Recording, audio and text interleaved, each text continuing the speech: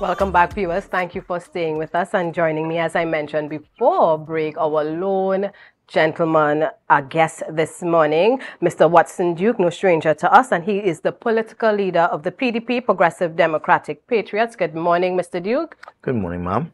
And of course, before we came from the break, I was telling him he has me feeling a bit underdressed this morning because here he is all smartly dressed and ready to talk about the PDP. And as we continue this conversation, Mr. Duke, I want us to talk about your party's readiness for general elections. We know a lot of the other parties in Trinidad and Tobago. You hear a lot of talk coming out from these political groups. Screenings have begun. And, where is your party? And would you be ready for the next general election? I think that's due in August next year, but it can be called, we know, before that. Are you ready? We are ready now. Like yesterday, we were ready. And so, soon as they call it, they would have to kiss everyone goodbye, because that's the last we will see of them in Tobago. And is your party contesting seats in Trinidad, or are you just focusing on Tobago's east and west? Yeah, we believe dance a yard before dance abroad. So in this respect, we are focusing solely on Tobago East and Tobago West for the upcoming national elections. And you're always quite vocal in terms of what you see on the ground, what you see going on in Tobago. What do you plan on bringing differently to the table should you, and I'm not sure if you're offering yourself or at least your candidates, be able to make that inroad and become a representative or the MP for Tobago West, Tobago East? The PDP is offering true representation. What we have taking place in the Parliament of Trinidad is presentation of their party's mandate, their party's speeches. Even to a large extent in Tobago, we have people presenting their own political ideas. But when last did someone truly stand up in the Parliament of Trinidad and represent the ideas of Tobago in a Trinidad Parliament? And this is my view, this is the view of the PDP, that we should be going down there representing Tobago. Down there is a place where laws are made.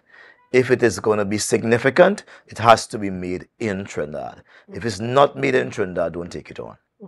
So we have to send our best, our brightest, and those who understand the culture of Trinidad down at Trinidad. And I believe that by example, I have demonstrated that I could exist and thrive in an environment in Trinidad. And you said that the PDP is quite ready, ready as yesterday. Yeah. So that means you have your candidates ready. Yes, of course. Yes. Of course. But the PDP is operating by stealth. We are not going to be spending unnecessary time masquerading a candidate only to find out that he is a betrayer.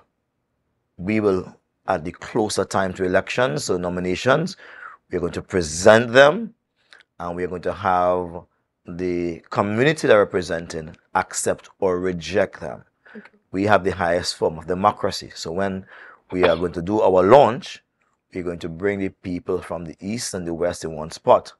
And we are going to present them. They have to talk. And what's the timeline of that? When do you plan to do that launch? Well, when we hear the election bells have rung, we are waiting for them, and we are patiently begging for them. But the pain and the suffering seems to be nothing on those who are inflicting the wounds upon us. They are quite cool with it. But we are tired of the PNM governance in this country. It is almost a sinful thing. And you mentioned your candidates will be revealed then. What if they are not accepted by the constituency of East and West Tobago? Well, what we do, right, we have small groups. We introduce them to small groups, small groups. And it's not just one candidate. We have several candidates. We will be going into the highways and the byways and doing our own little research upon them, and etc., etc. Because he who goes to Trinidad, or she who goes to Trinidad, they must be first of all true to the ideals of Tobago. And those ideals must be distilled and captured in a mandate. It's not like the Luciferians who have turned their backs on Tobagonians and said that they don't know Tobago is They never went back to the people. They're the real Satanists. They have deceived Tobago to the highest level, and they dress up every day and pretend they have done nothing wrong. Realize these are angels of light. We don't want that to repeat itself again. Those who go to Trinidad must be responsible, and they must be serious about Tobago's business. If you say you're moving this to that point, let it be done, or let Tobago see you making the effort and that you can't do it because you're really trying. But we're not going to just promise, get inside, and then we don't know people again. Right. As a satanic behavior, I reject that. I remove myself from that. And I will not be aligning myself with anyone who repeats that. From the time any candidate displays that, that's it. Right. No question asked. That's it. You mentioned the importance of having Tobago represented in Parliament. So we have the two current MPs for Tobago East, Tobago West. Do you think that they are not doing enough to represent the people of Tobago in the Parliament? And then we have, what is it, 3 senators? We have Senator Lawrence Hislop. Ansel Danish recently got appointed this week, and I'm not sure if Mr. De Freitas, if he's a senator or if he's in another capacity. But we have all those persons who are there, and you are saying that the voice of Tobago is not being heard in Parliament.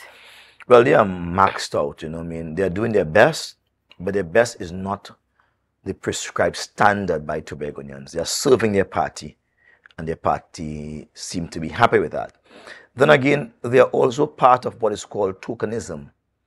The PNM use them as tokens. Look, Tobago, here are the people here. We don't want that. You see, the law has to be such that there must be senators appointed from Tobago by Tobagonians. Do not give us tokenism. Do not insult our intelligence. Not all black people are black people, and not all white people are white people. Skin is just a color, but on the inside, it's a culture that you choose to cherish. There are black people grew up in white neighborhoods, there are white people grew up in black neighborhoods, and they will display the culture. Not every Tobagonian is a true Tobagonian, I can tell you that. See all those who are inside here now? They are not. They are not Tobagonians. They belong to another country, but they do not identify with the hardship Tobagonians are facing right now. They are all swelling at the cheeks. You swear they get mumps. You ever see their face? They get fat, fat, fat.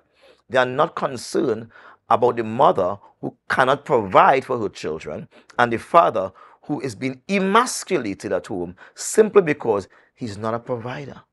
We have to stop that.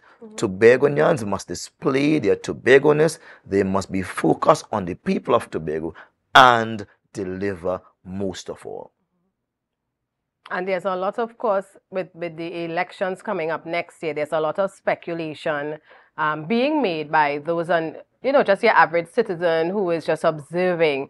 And you hear in terms for Tobago West, you hear Tobago East, you're hearing people say, well, Senator Lawrence, he may be going up for Tobago East for the PNM. And then, of course, you're looking at PNM West. So do you think the appointment, I heard someone say, well, maybe Mr. Dennis going up for Tobago West because they have the 2 senators inside. And we know it's never safe to speculate, but it's part of the political pickong and everything. What's your view on that? I have no view at all. I have an opaque view where the PNM is concerned. It's an opaque view, nothing I see when I look in the direction but trouble. The red up to me represents danger, so I stay away from it. I take my eyes off of it, and my mind never goes there. And let's go back to the PDP. So you are standing by those who are going to represent the people of Tobago, right? Tobago East, Tobago West, because I know coming out of this little conversation we're having is the importance to have the people's voice in the parliament. That's right. Have Tobago represented. So, and you are standing by your candidates, whomever they will be, that they will definitely make that change in the parliament. Well, they have to. I mean, this is not a game of cards. Right. When we get inside, it's the lives of Tobagonians, those born and those that are to be born, that we are looking after. And I'm not playing with anybody. That's what I'm saying. Even at this stage now, there's no time for games. There's no time for games. Tobago has lost 4 years with these Luciferians, if you want to call it that, or Satanists that are now inside it. They have no God inside of them. They don't respect people, They do not respect people, and that is my trouble. I could give you accounts of mothers who are begging for a food card and they can't get food card when they see their fridge empty. I could show you houses that are broken down and is waiting to fall down and they cannot get a grant for home repair. I could show you fathers who are emasculated and think about doing things that are not proper to do just to make some money. I can show you people who have not eaten for 2 and 3 days. And they are getting fat in their cheeks as if they have mumps. Food as the course of their day. They're living the life. But do you believe that if you are placed in power that there will be no more cries? Because it doesn't matter which administration. Reality is we have limited resources. So do you think that if you are placed in power that no mother will be crying, no father will be asking for work? Is that what you're saying? Their cries will be different. Are you a mother, may I ask? Yes. I am a father. And I know there's a cry my children cry just for joking. And there's a cry. Right. That sends something up inside of you. Right. And you have to attend to that. Right, definitely. The way Tobagans are crying right now is and these satanists don't care. They have earphones off. They are like 9-7, more music, less talk. They've had nothing to say to Tobagonians. They don't even report on a weekly basis as to what they've been doing with the billions of dollars they spend on a daily basis. They have not been doing that. They don't care. When you look at the recreation grounds in Goodwood, the only recreation grounds is now a sheep pasture. And the building that was supposed to be a stadium is just up there. It's an eyesore. When you look at that inside facility that was supposed to be built next by Dry Chalk for young people to ease their stress and go and play regardless of the weather, they don't care. They have blinders. I'm saying they are highly insensitive and selfish. So when I get inside, my first job is to ease the pain. I could guarantee you everyone is going to cry differently. Okay. It's a cry for pain and it's a cry for pleasure. Okay. Those who cry under Watson Duke, they will cry because of pleasure. It's a joke cry then. It's not pain. I hear you, Mr. Duke. And of course, as we wrap up, tell us about your party's political campaign, meetings coming up so that those who are viewing and would be interested, how can they hear more about your plans for the island?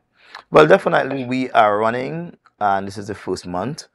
1 week in every month, the last week of every month from Sunday to Saturday, or 7 days. Some very short meetings, half an hour meeting, because we have done our survey. We are very survey oriented. Right. And people's attention span for politics has dwindled since this group has taken over Tobago and the next group in Trinidad. People are almost sick of politics. And so you have to now feed them in small bites. It is said that when someone has not eaten for a long time, you have to feed them a little bit. You wet their mouth first and you feed them in stages. So Tobagonians has lost their appetite for politics, right? They only want money. And so I must now take my time and feed them. Okay. So we have not taken offers yet. Right. But starting from the last Sunday, we have been running programs on social media, etc. And it continues up to Saturday where the topics are revolutionary, they're informative, and they're bite-sized. Everyone could listen and benefit something from it. Right, so that's the last week of every month. Yes. All right, so for those of you... For this month, it ends on Saturday. Right, so for those of you interested in hearing more about the PDP's philosophy, to know what their plans are, what they're doing, you can... What's the social media handle? Where can we find you? Well, it's on my Facebook page, so the Progressive Democratic Patriots Facebook page is also carried on the #1 station in Tobago, Tobago Updates. All right, so you have it there, viewers. All right, and Mr. Duke, thank you so much for spending some time with us. It's always a pleasure to have our politicians and those who want the best for Tobago stop by. Viewers, it is Friday, and I know how we do weekends. Remember to stay safe and be a lookout for someone else who may be in need. Thank you so much for viewing Tobago Updates Television, and I am Natalie Sealy-Richardson, and thank you for making us your #1. As the passion start to rise.